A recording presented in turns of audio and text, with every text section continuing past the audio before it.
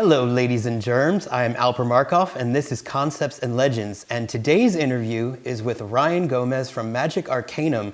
So let's not wait any further and get to it. Hello? Hello? Can you hear me? I can hear you. Can you hear me? I can hear you. Great. How are you doing this morning? I'm doing great. Oh, lovely backdrop you got there. That's beautiful. Thank you. I made it just for you. So I guess we'll start off. Tell us how you originally got started with playing Magic. So I started probably 1997, I think. My younger brother and I would play. He came home from school or maybe from Boy Scouts one day with like a shoebox of extra cards somebody had given him. There were no rules included. You know, you just kind of picked it up from what people told you worked. And, you know, over the course of the school year, I started playing with some of my high school friends and he was playing with his middle school friends. And we kind of figured out how it all worked more or less. And I stuck with it for a few years up until college when I kind of took a little break from that and got interested in other things. Although I did pick up some of the original Ravnica theme decks to play with my college buddies one night, just kind of a fun little side thing. And then, yeah, just it kind of was in and out of my life for a little while. And then I got really back into it when the first Innistrad set came out. And I was really captivated by what was going on there, and I've been playing it consistently ever since then. Were you always like into the lore, or was it Innistrad that got you focused on that? Right. So back in the day, we didn't really know that there was a story or a lore, and it was just little bits of flavor text here and there. And so as a kid, that was kind of easy to ignore. But then, yeah, when I came back really into it and was playing Innistrad, the card that got me most interested, I think, was Tamiyo, the Planeswalker, because back then they really made the Planeswalkers feel like they did not belong on that matching plane, right? So she looked nothing like Gothic horror. She didn't fit in with the world at all. Right. I remember looking at that and being like, what is going on here? Who is this person? How did they get into vampires and zombies and everything? She doesn't fit at all. So then I started to kind of read up on that and understand how the Planeswalkers, which were a thing back then, right? Like Urza was a guy, and you knew that these worlds were connected, but you didn't really see the characters move from place to place, and you didn't understand how the adventures kind of changed depending where they were. So I attribute Tamiyo on Innistrad as being the card that really kicked off my interest in the lore. Were you ever a creative writer yourself? Because the way that you describe it, I mean, you're either creative writing or a critic, I would imagine, would be something that you have an inclination towards. Yeah, so I went to school for film production, so I have a lot of practice in writing scripts. And also in my earlier days, I did some stand-up comedy, some improv comedy, some sketch comedy. So I have an affinity for performing and kind of telling stories as jokes kind of a thing. I haven't really written any of my own fiction or anything like that, although I did just recently help Dragon Shield. They're putting together their own lore, and they asked me to be kind of a contributing editor to that. Really? So we are really excited with that. They're on their third episode right now. You can download it as an audiobook. It's got professional voice acting, great music, sound effects, and I worked with the writer on that to really kind of build our own world and story. So I'm really proud. And you guys should all check out the Dragon Shield stories because they are fabulous. I would know. I helped write it. Wait, and you can get it where would it be, like Audible, or where would you go to? I'll send you a link, but yeah, it's available free. I think you can find it on the Dragon Shield website, or follow them on Facebook and Twitter. They share the link I think it's every other week. They're doing one chapter, and it's a 10 chapter story. So over the next like 20 weeks, you'll get the whole thing spelled out for you. It's pretty sweet. Awesome. So okay, so from your history, from what I gathered from web stalking you, you were originally a customer service representative at TCG Player, and then within a year you were promoted to brand manager and then video producer. So you were skyrocketing there. Tell us the story about that. That is true. Thanks for doing your research. I'm scared and flattered at the same time. So you should be frightened. All right, so it's 2013. I just got married to the love of my life, my wife, Kristen, and I had decided, what would go great along with this new happy life? A new job. So I started looking around online, and I found that TCG Player was hiring at that time. It's one of those things where I was working in in a call center doing tech support, but I always had a browser tab opened with TCG Player on it because I was always like looking up cards and stuff in between phone calls. And I was like, boy, how great would it be if I didn't have to hide this on my desktop somewhere? If I could just work there, then it would just be all the time, right? It wouldn't be a problem. And sure enough, they put the little banner up saying now hiring. So I saw they were looking for customer service people, and I'm like, I've done that for a long time. I can be great at this. I have passion for the game. Let me in there. Let me do it. So yeah, I applied and got the job for customer service. Back then, the company was actually quite small, like fewer than 20 people total, right? And they were gearing up to roll out TCG Player Direct, because before that, it was just the marketplace. You could buy and sell your cards individually, but there was no like unified system for it. So they wanted to fill out their customer service team. I was one of the few people chosen to help with that. It was me and 2 other people, so team of 3. And then they also wanted to build out their own warehouse team to then kind of support this direct program where you could then buy cards from TCG Player itself. But to do that, they needed all the people to kind of help make things work behind the scenes. So when a company is that small, everybody ends up wearing a lot of hats, right? You have to do a little bit of everything because there's just not anyone else to do it. So our CEO was getting ready to present this idea for TCG Player Direct to all of the big sellers on the platform. Now, this was a huge deal because he had to convince all of these stores that he could ship cards faster than them, ship them more accurately than them, perform customer service better than all of them, and save them all money while doing it. So he had to get all these, people in a room together at a big trade show called Gamma, and that's where all the gaming and manufacturers of America or something all get together to talk about what's hot in the industry. It's kind of like the E3 for gaming stores. So our company president was going to go and talk to a room full of people and say, hey, I'm going to launch this direct program. You're going to give me your cards. I'm going to store them in a warehouse, and then I'm going to ship them out on your behalf, just like Amazon does when you order through Amazon Prime. That's the pitch, right?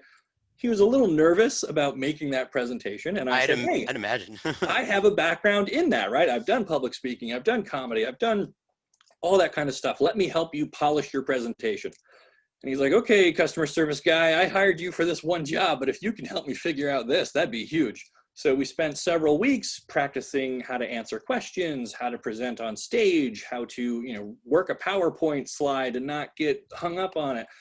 We go through all that. He goes to do the presentation in Las Vegas, kills it. We get tons of stores signing up. Everyone's excited for Direct. He comes back to New York and he says, wow, that was really great. You really went above and beyond your customer service duties and you really helped me launch this thing. So I'm going to promote you to brand manager, which was a brand new thing. The company didn't have one. I didn't move into an existing spot. He's just like, I want you to do this all the time for everything.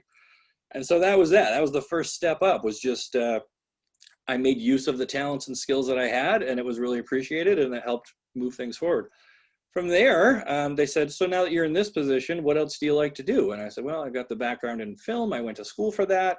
I'd like to take a crack at our YouTube channel, because at the time, TCG Player only had, I think it was fewer than 5,000 subscribers. They were putting out videos infrequently. The roster of content was always changing. We couldn't really seem to lock in a contract for anybody for an extended period of time. So I said, let me kind of take the reins here and see if we can do better. Because I think, having a good YouTube channel is going to help, expand the brand, get people interested in our new direct program, and kind of, help put our name and logo out there a bit. So they let me run with that, and that kind of became my main job, was managing YouTube and other social media channels and things like that. And I'm proud to say that in my time there, I helped grow that channel from just 5,000 subscribers up to 100,000. And we had several great videos get added there that have, almost 500,000 views now, when before we were lucky to get 3,000, or something like that. So that was a major achievement, and it just kind of kept building on itself. And so that's where they're at today. That was my kind of journey through the company, helping them grow from about 20 employees. When I left, they had over 200. So we grew 10 times over the space of just 5 years while I was there. It's pretty exciting. That's incredible. So then what was the thing that made Magic Arcanum happen? What separated that from the videos you were doing on TCG?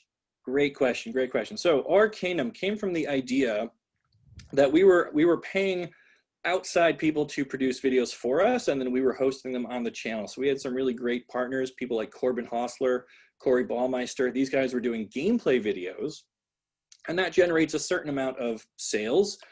People see a card in action and they say, I want that for my deck. So then they go and they buy it from TCG Player. That's logical.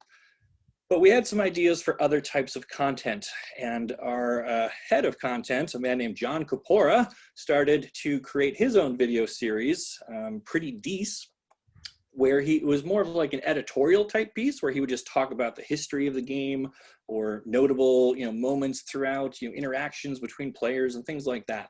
And those videos did really well. They had one problem though, and that they took a ton of resources in-house to create. He needed an animator, an editor, he needed camera time, he needed time in the studio. And it took a really large investment to generate those videos. They were excellent quality, but it took a lot to do them. And I said, hey, I think I can find a way to do something similar, but it will be faster. It'll be easier for us to make. I can animate it and edit it all myself. So let me take a crack at that. There is a new storyline coming out with this next core set, the Chronicles of Bolas, where they were talking about just Nicol Bolas. And I said, I want to try doing a weekly recap. Let me just hop in the booth real quick, and I'll talk about what went on in that week's chapter, and I'll put the cards up on screen, and that'll kind of get people excited about cards in a different way, right? Rather than seeing it play out during a match, they'll say, hey, I like that dragon. I want that for my commander deck, or that's a cool land or whatever. I want that for my collection. So it was still kind of motivated by selling cards. I mean, it was a website that sells cards, but I wanted to come at it from a different angle. I wanted to be lean and mean in how I did it, so we didn't have to invest a ton into animating and scripting and all that. And those first 8 episodes did really, really well and kind of were the proof of concept. And they let me just kind of run with that for the next year or so while I did that. And we kind of expanded into looking at the history of hydras or, my favorite zombies and all kinds of wacky concepts. And then we did set reviews. Every time a new storyline dropped, War of the Spark, everyone wanted to know who are all these people? Why are they together? What's going on? So I got to kind of recap all of that. And those just kind of became another tentpole part of our channel, something that we produced in-house. We still had contractors working out of house, and that was just like a really great mesh that gave a little something on the channel for everybody who was interested in Magic. And building off of that, where do you go to get such detailed timelines of everything that you talk about? Because some of the stuff that you say, I mean, I've scoured and I cannot find the information that you find. Where does your research process begin? Sure. So Magic is actually pretty fortunate because a lot of the people who are involved in creating the game also appear on social media.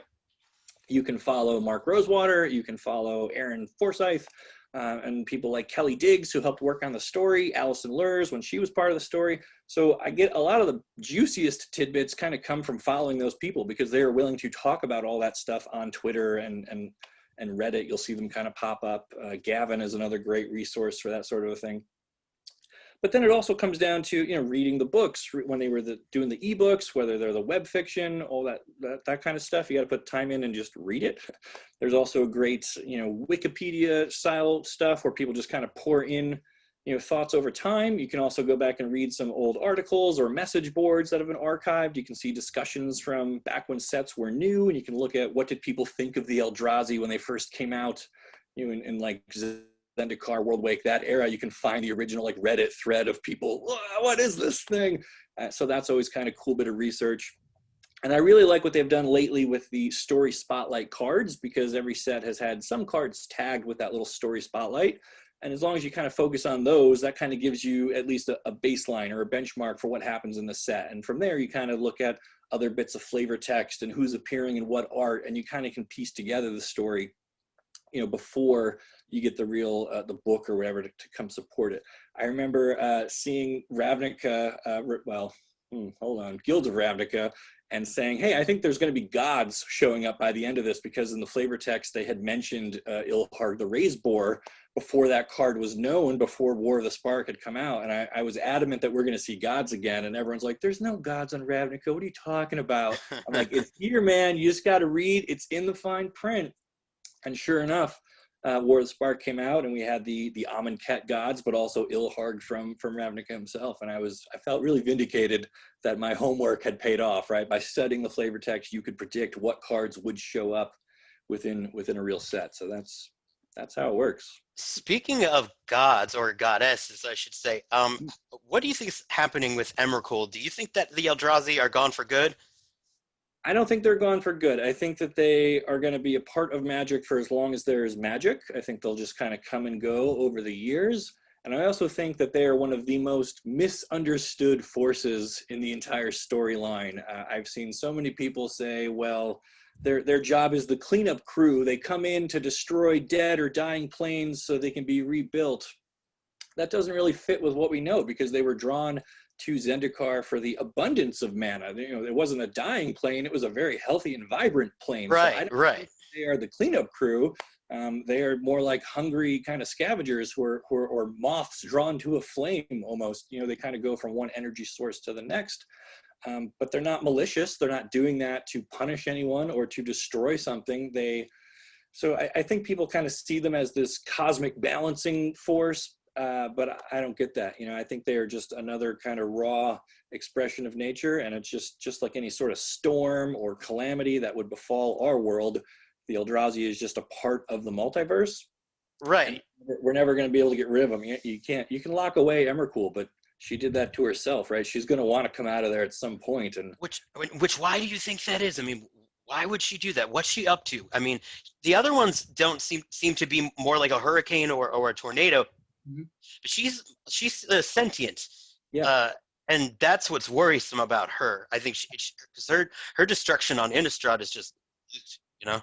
Yeah. So all we really have to go on is her telling Jace that it wasn't her time and the plane wasn't right for her to be there. We don't really know what that means. We can't even really be sure that she was telling Jace the truth. I mean, she told him what he needed to hear in that moment. And then she, you know, used Tamio's spell to lock herself in the moon. Innistrad's moon has some interesting properties to it. It is described as being a silver moon. And in Magic, silver is one of the materials that can sustain time travel. Karn is made of silver because that let him travel through time. So is Emrakul putting herself in a silver moon to use it as a giant time machine? That's one wacky way that they could go with this. She could appear in a different set in the future, in the past. I don't know. She might just be in there, you know, to ride out the storm for a little while, and she's going to show up on our next visit to Innistrad, which we know is coming next year. I think we'll see some influence from her. I don't think she's going to pop out again already, but we might start to see, you know, just like on this visit to Zendikar, we've got some remnants of the Eldrazi being there on the landscape. I think our next visit to Innistrad will also include some remnants of Emrakul's influence, being that she is literally right over their head all the time now. Oh, that poor Innistrad. Yeah, well, you know, it's rough all over, but they've got a particularly bad hand dealt to them, I think. Yeah. Speaking of bad hands, I wanted to know. I know you're doing your Nahiri video later on this month, so I wanted to ask you, if you had to pick Soren or Nahiri, who would you pick as far Well, as the true villain? as far as the villain, man, I think Nahiri greatly overreacted. I'm not saying Soren was a good guy. He certainly did make some mistakes.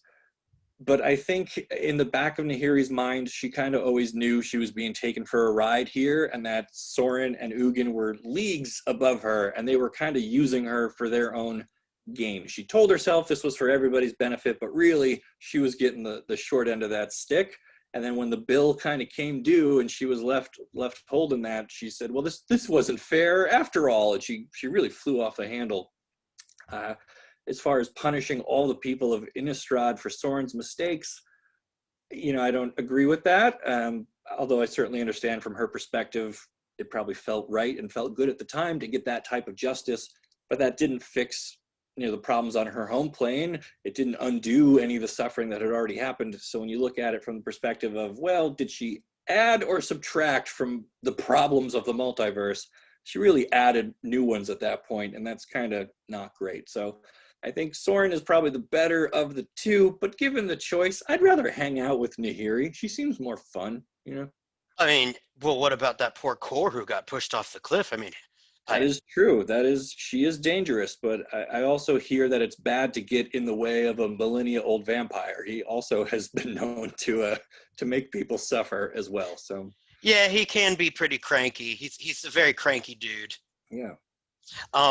Who would you say would be as far as lore goes, the best planeswalker? Like as far as lore goes, just Well, if I'm allowed to pick from any of them, any. I'd say Davriel Kane has a really great story, but that's almost cheating because it was written by Brandon Sanderson when he did Children of the Nameless, and that book itself is quite excellent, but it's kind of outside like true Magic, storylines. So that's my favorite overall. But if you had to pick a character based on just the actual Magic publications, then it's probably Vraska. I think her origin is some of the most interesting. I think her time on Ixalan gave her a really great character growth.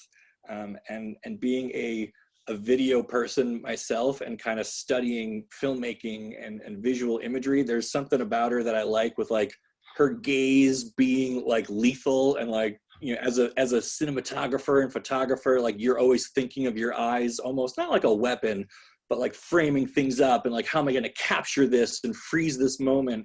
And she literally does that, turning people to stone sometimes. So there's like a kinship there. So I like Vraska a lot. And she's had a good story run, thankfully, although they're starting to kind of undo some of those threads now, but that's a whole nother thing.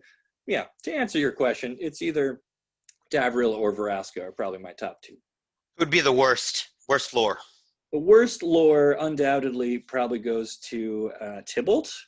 And that's because people think of his card as being terrible, and they don't really care about the rest, right? Like that's all they remember about Tybalt is how bad his first card was. And that's really not fair, because like his story is also interesting, and he becomes a minor antagonist, and he shows up in the Chandra comic and he kind of harasses her for a while. He does interesting things, and he kind of has his own, little bubble that he's in, but no one can get past the fact that his first card was absolute trash. And like that's their opinion of him, is that he's just a weak and terrible planeswalker, which isn't strictly true per the stories, but So I was just realizing, speaking of planeswalkers who got a lot of story but then saw no actual action in the game, what do you think is going to happen with Rat? I mean, she was such a huge part of the War of the Spark book, and then nothing. Yeah, I think we've not seen the last of Rat. I think that character will certainly show up, whether it be in a Commander deck or something like that, or Commander Legends. They're going to need a bunch more Legends to kind of fill out that. I could see her showing up in there.